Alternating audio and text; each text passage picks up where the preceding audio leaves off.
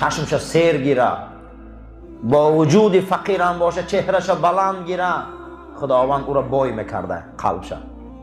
پروردگار در داخلش یک نیروی میدادن که رنگ بای بچه ها زندگی میکرده.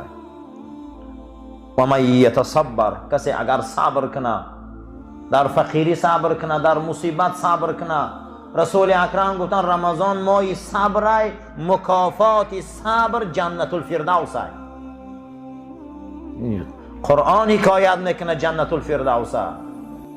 کیان امت محمد صلی الله علیه و سلم؟ قرآن میگه یریثون الفردوس، اینها وارثای فردوسن. الحمدلله ما وارثای فردوسیم که در بین جنت الفردوس در بین عرش رحمانه، ما وارثای اویم. کسی اگر صبر کنه خدا او را در صبر یاردم میکنه. کسی اگر صبر میکرده خدا او را در صبر یاردم میکرده. حضرت بعد از او فرمودن و ما اعطا احد، یگان چیره برای شما